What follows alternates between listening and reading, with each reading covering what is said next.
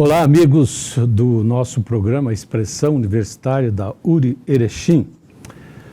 Um prazer hoje contar com a presença de pessoas tão ilustres aí que nos visitam a universidade, a cidade também, porque nós temos um assunto ou assuntos muito importantes para tratar no espaço de hoje.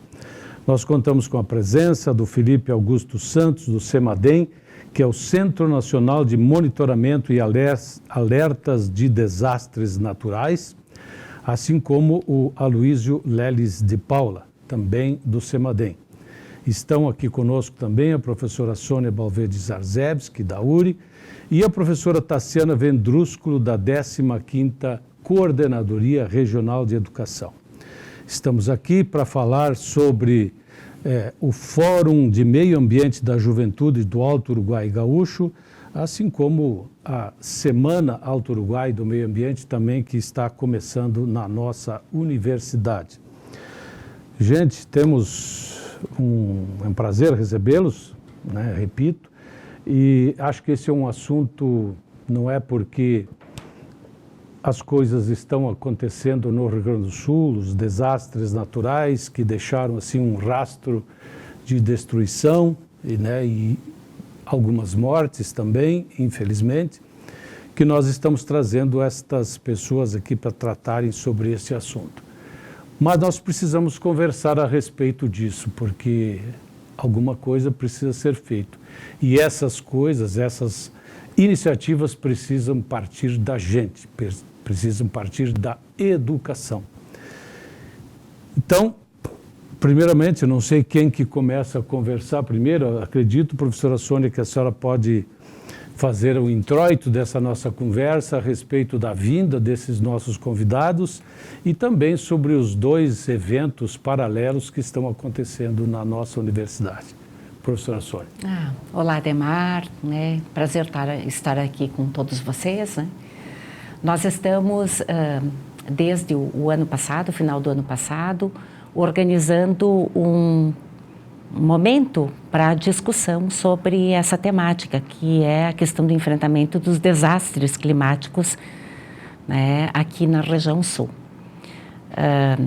Então, esses dois eventos, eles têm como objetivos, contribuir nesse processo de reflexão, de discussão sobre esses temas, para nós buscarmos alternativas a nível local, para adaptação, para mitigação, de todas essas situações que estão sendo vivenciadas.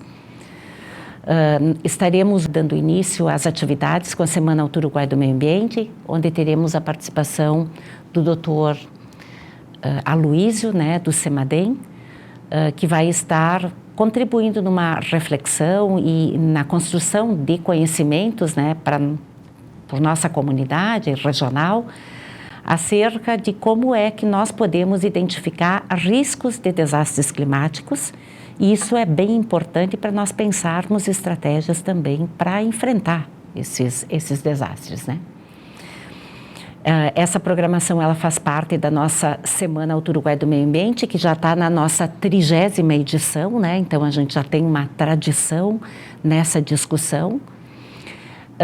Nós teremos a etapa presencial, onde vai reunir as escolas de ensino médio da abrangência da 15ª CRE, os municípios ali abrangidos, uma representação das escolas, professora Tassiana, apenas alguns representantes que estarão vindo para essa discussão, porque esse trabalho com as escolas já iniciou no final de fevereiro, todo esse processo de organização, e que depois a professora Tassiana poderá comentar um pouquinho para todos nós, Nós teremos então o Fórum dos Jovens, e daí nós damos continuidade à Semana Alto Uruguai do Meio Ambiente, com algumas atividades envolvendo daí um pesquisador da Fiocruz, que vai estar conosco, a coordenadora estadual do programa Vigi Desastres, e depois vamos fazer uma mesa redonda com lideranças de vários setores aqui da nossa região, para estarmos discutindo o que nós podemos fazer de forma integrada, de forma coletiva, para esse enfrentamento desses dilemas que a gente está vivenciando. Bom, mas eu queria, primeiramente, depois desse introito da professora Sônia, ouvir dos nossos convidados, tanto o Felipe como o Aloysio, a respeito desta mobilização regional a respeito de um assunto tão importante, especialmente nesse momento, para nós, gaúchos. A importância desse evento é realmente significativa, é a mobilização de uma região toda para discutir as temáticas que estão cada vez mais próximas da nossa realidade.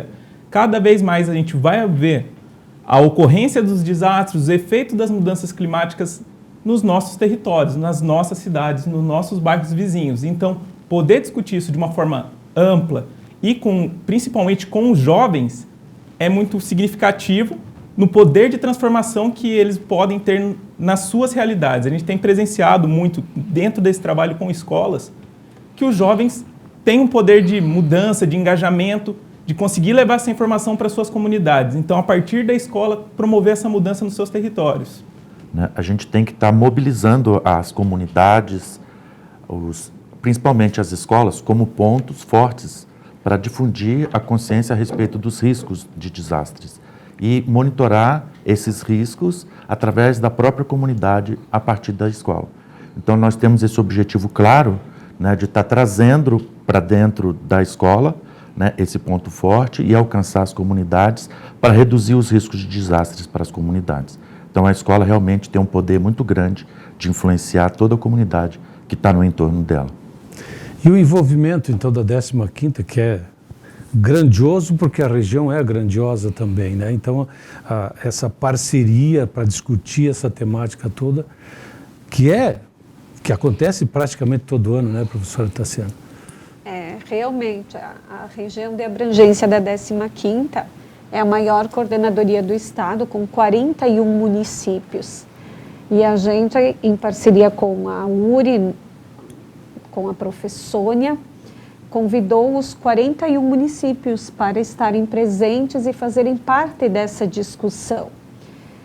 São 20 edições do fórum, são 20 assuntos em pauta voltados ao meio ambiente, voltados aos problemas do Alto Uruguai, mas esse ano ele ganha um foco um pouco maior, porque frente ao que aconteceu no estado.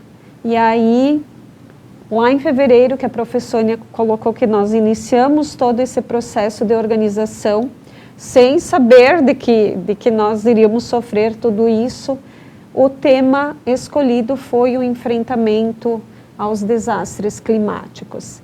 E aí, algumas escolas já estavam trabalhando com o projeto do CEMADEM, eles estavam monitorando com os pluviômetros toda a quantidade de chuva, e isso ganhou uma importância muito grande nesse momento.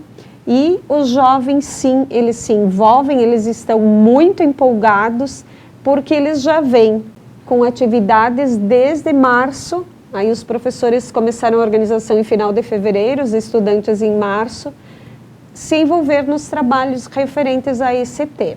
Bom, a primeira temática aqui que eu falo da abertura da Salma, que é com o professor Aloysio, ele trata do mapeamento das áreas de alto risco de desastres nas cidades. O senhor, como arquiteto, pode nos dar mais detalhes a respeito disso? Afinal de contas, como é que se faz esse mapeamento?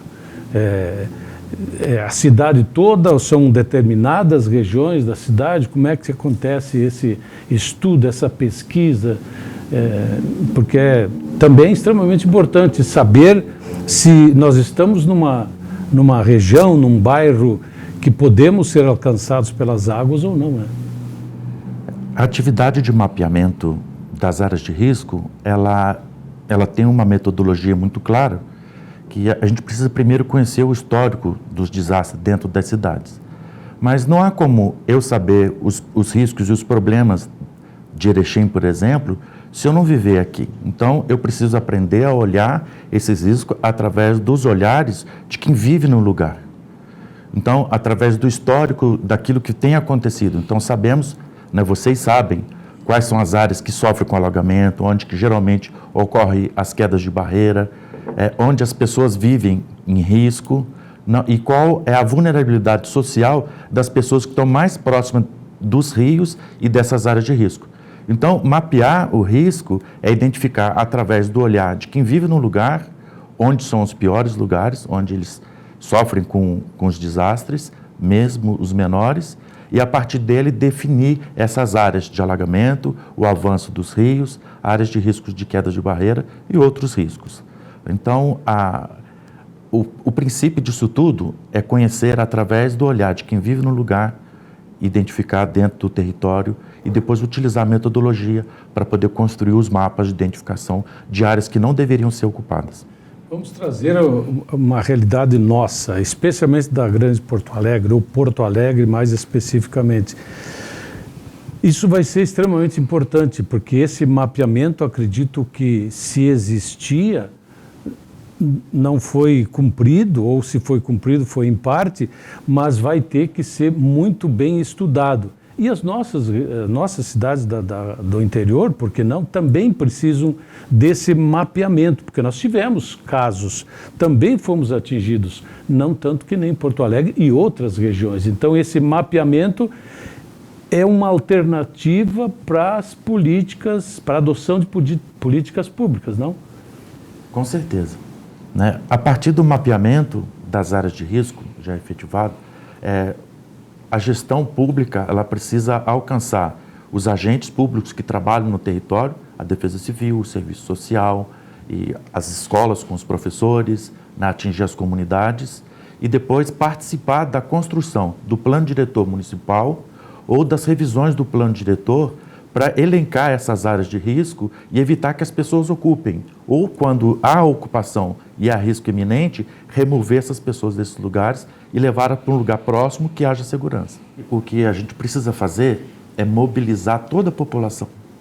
Né? E nós escolhemos, no CEMADEM Educação, atingir principalmente, primeiro, as escolas. Porque através das escolas a gente alcança os professores e os alunos. E depois nós alcançamos a comunidade no entorno e os familiares desses alunos, com pequenas atitudes. Né? Então, a partir da educação ambiental, processos que são trilhas de educação que são oferecidas pelo CEMADEM Educação, onde a gente aprende pequenas coisas que causam um efeito muito grande para poder dar consciência às pessoas dos riscos de desastres de onde ele vive. Então, medir a chuva através de pluviômetros feitos de garrafa PET é uma maneira muito simples, né, de levar até aquele aluno e para a família dele o conhecimento dos riscos a partir da medição da chuva. Então, isso vai alcançando naturalmente outras áreas e outras pessoas, desde que a educação não pare. Então, ela tem que ser um processo contínuo. E o mapeamento, ele passa a ser feito não só pelas crianças, mas pelas pessoas que estão no entorno, que passam a conhecer, identificar a Defesa Civil local como um agente de direcionamento para todas as atividades de risco, a construção de NUPDECs, que são os núcleos de defesa civil locais dentro dessas comunidades, identificando os que estão dentro dessas áreas e já promovendo a conscientização do risco e a remoção de quem está no risco iminente. Todas as escolas já fizeram o pluviômetro? Olha, temos um grande número de escolas que já construíram. Me parece que começa por aí, né? Olha, choveu demais, sim, mas é uma coisa meio aleatória. Choveu demais, para mim pode ser um pouco, para outros pode ser muito, enfim. Acho que e o aluno aprende com isso, né? Vamos até para dizer para o pai ou para a mãe, olha, choveu demais. Temos que ter, enfim. Ademar, deixa eu comentar uma coisa com vocês. Nós temos o privilégio de estarmos envolvidos com 6 escolas aqui do norte do Rio Grande do Sul, num dos projetos do CEMADEM, que é o projeto Dados à Prova d'Água. Então, nós temos 2 escolas aqui de Erechim que estão envolvidas no projeto, Escola Érico Veríssimo e a Escola Irani Jaime Farina. Uma escola de Mariano Moro, que é um município aqui da nossa região, município essencialmente rural, que é a escola básica de Mariano Moro. Uma escola de Passo Fundo, que está situada numa área de risco também, de maior vulnerabilidade. Uma escola em Cacique Doble, que é a escola de ensino médio de Cacique, e mais uma escola de Palmitinho.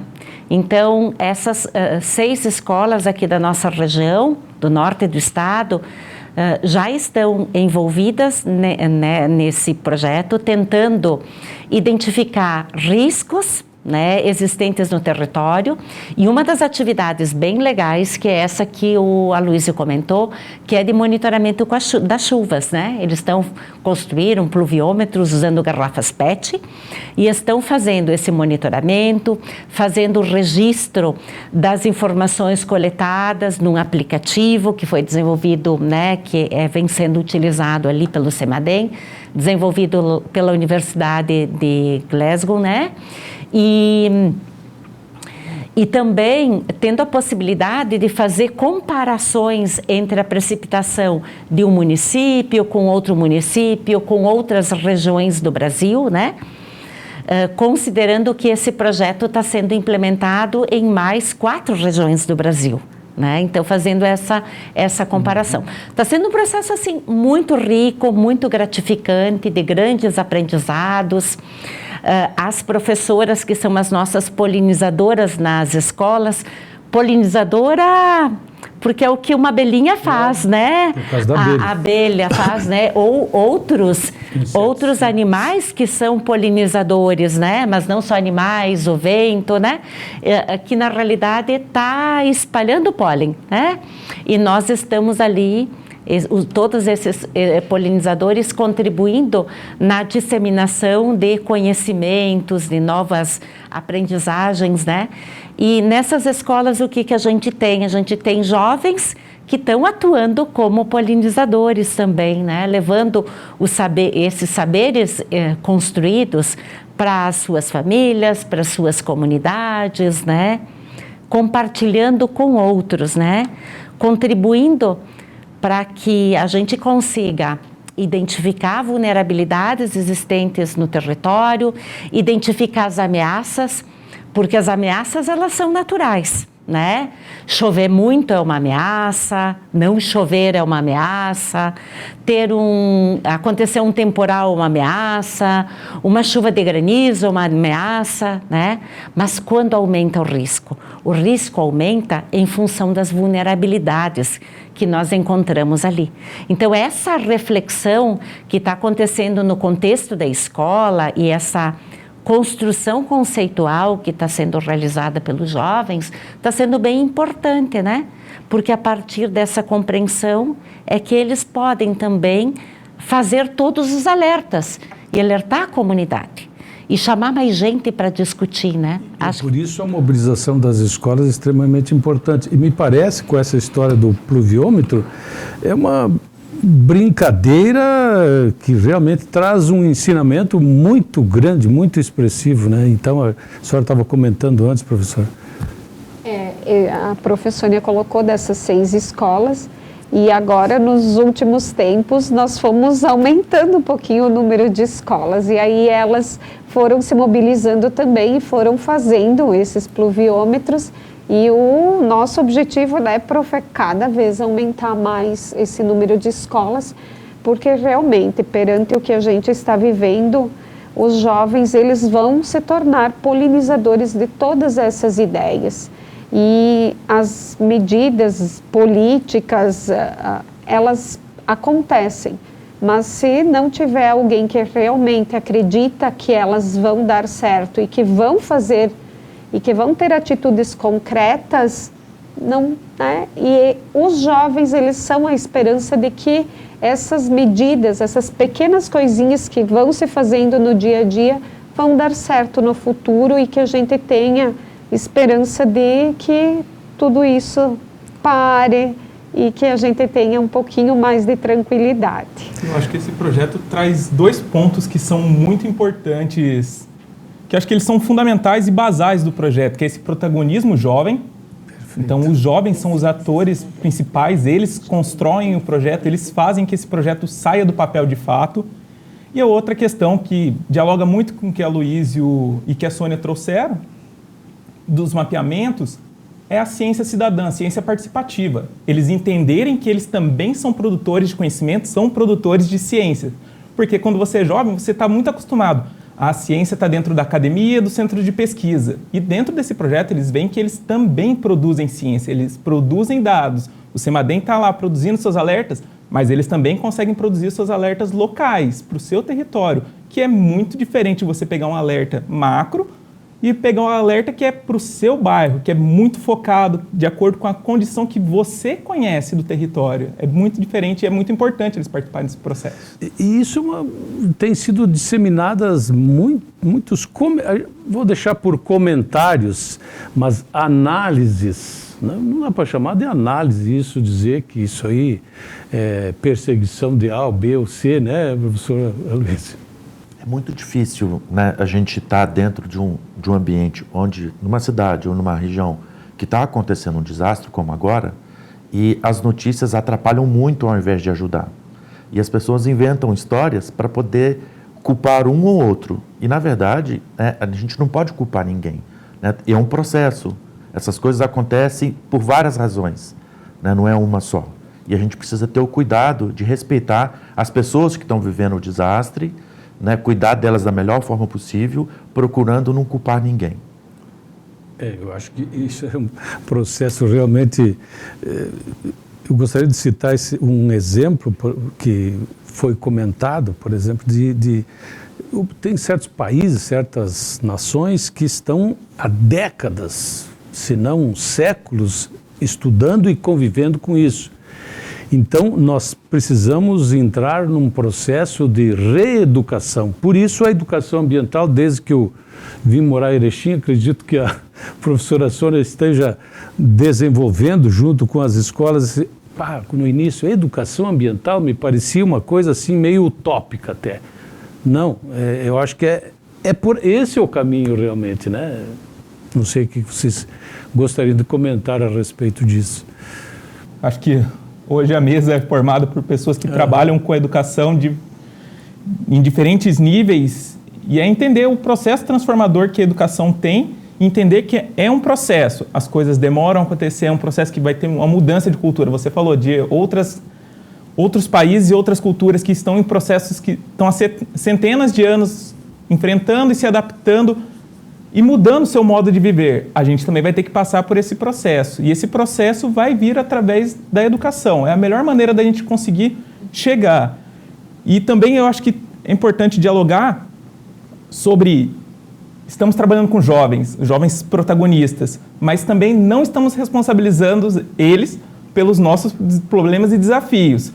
Eles estão aqui para nos ajudar. A responsabilidade não é só deles, porque senão a gente cai num lugar comum que a gente vem dentro do ambientalismo desde os anos 70, falando que é sempre a próxima geração, e a gente não chega nunca numa solução. Então, acho que é importante trazer eles como protagonistas, mas não jogar a responsabilidade para eles, é uma responsabilidade de todos. Coletiva, né? Quando a gente pensa sobre isso, Felipe, me parece bem importante da gente falar que educação é algo contínuo. E toda a sociedade tem que ser educada. Toda a sociedade precisa ser envolvida em processos de educação ambiental climática, né? Então, os tomadores de decisão, os educadores que estão nas escolas, o setor empresarial, os agricultores, porque nós estamos envolvidos, eu diria assim, nós estamos vivendo um novo regime climático, né? Nós falamos em mudança do clima, mas me parece que muitas mudanças já aconteceram. Né? Nós não estamos esperando as mudanças acontecerem, nós estamos vivenciando esse novo regime, né? E nós precisamos aprender a nos aprender a enfrentar todas essas situações. Então, a nossa sociedade precisa ser educada, né? Mas tudo. E daí tem o envolvimento. Me parece que a importância, por exemplo, das escolas, sem dúvida, né? Mas nós temos que pensar que todos os outros segmentos da sociedade precisam se envolver nesses processos educativos. E a imprensa tem um papel bem importante, principalmente a imprensa local. Porque quando né, a gente estava antes comentando na identificação de riscos de desastres, né? Essa que vai ajudar também a fazer essa reflexão junto à comunidade sobre os riscos que nós estamos submetidos, as pessoas que vivem num determinado território. porque as estratégias que nós vamos ter que utilizar ao longo do tempo para a gente ou se adaptar ou para a gente mitigar, vão ser estratégias diferentes em função da realidade que nós estamos vivenciando, daquele local mesmo, né? Então, todos nós temos um papel bem importante. Eu acho que, falando em papel, uma coisa que eu tenho ouvido nos últimos dias e a imprensa nacional, principalmente, tem elogiado a nossa resiliência. Pois bem, eu acho que a gente precisa ir muito mais além do que isso. Importante, mas eu gostaria de chamar a responsabilidade até para mim, para nós, enfim, eu, ser humano, morador de Erechim, qual é a minha responsabilidade com relação a isso? O que eu posso contribuir, o que eu posso fazer? Produzir menos lixo, quem sabe? Pode ser uma alternativa. O que mais? Ajudar a construir uma casa nova, eu não sei, isso eu não poderia porque eu não sei fazer. O que mais que eu poderia fazer, professor? No planejamento urbano, a gente tem que dar importância para os espaços seguros, né? Então, nós imaginamos que criando as escolas seguras para poder ela interferir e alterar o comportamento de segurança das comunidades que estão no entorno, a educação tem um papel principal, né? Ela vai fazer isso. E a gente se educa também. Então, a cada ação que nós fazemos, nós aprendemos mais e não repetimos os mesmos erros na próxima. Então, estar envolvido com tudo é o caminho seguro para a gente poder conseguir diminuir os riscos, principalmente para os mais vulneráveis. O grande número de voluntários que se mobilizaram para socorrer os desabrigados pode ser uma ação importante neste momento, porque essa gente certamente vai mobilizar outras pessoas ou eles mesmos para ajudar nessa nova retomada da nossa realidade, a normalidade, digamos assim. Quando a gente dialoga sobre essa questão que você trouxe na pergunta para o Aloysio sobre resiliência, eu tenho muito do entendimento da resiliência como voltar ao estado que era anteriormente. Só que o nosso olhar tem que ser diferente, a gente tem que reconstruir melhor, a gente tem que fazer diferente, porque senão a gente vai ser atingido de novo da mesma maneira se acontecer um evento igual. Então a gente tem que ter um olhar além da resiliência, é o construir melhor, é mudar a nossa realidade, mudar a nossa percepção sobre o risco, construir cidades de uma maneira mais planejada, que esteja adaptada a esse novo regime climático que a gente está vivendo. Agora a gente vivenciou uma situação climática bem séria, né, muito associada aos alagamentos aqui no nosso estado, né, em função de uma ameaça gerada pela chuva, volumes muito grandes de chuva. Mas nós poderíamos ter outros momentos onde a gente vai ter pouca chuva. O que nós vamos fazer para enfrentar esses problemas, até considerando que nós vivemos uma região de cabeceira, nós não temos grandes volumes de água, né? Então, nós temos que pensar todo esse planejamento. Nós temos que, né, replanejar além das nossas cidades, nós temos que também fazer um planejamento para os nossos espaços rurais, né? Então, o que a gente vai fazer para conservar a água, né? Desde a questão de manutenção de vegetação ribeirinha, mata ciliar, no entorno dos corpos hídricos, né, das nossas nascentes, a questão de restauração de algumas áreas, né, a questão da manutenção das áreas úmidas, que são os nossos banhados, que cumprem uma função ambiental extremamente importante, né. Então, nós vamos ter que pensar e planejar e desencadear algumas ações, né, para nós conseguirmos fazer esse enfrentamento e conseguirmos ter uma vida adequada no nosso território, né? Agora é tentar contribuir da forma com que a gente conseguir.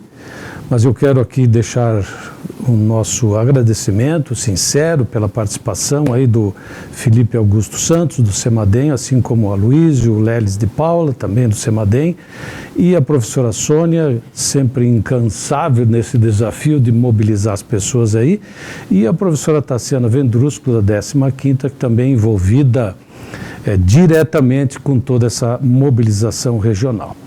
Ok? A você em casa que semanalmente nos prestigia, o nosso carinho, o nosso abraço. Até o próximo programa.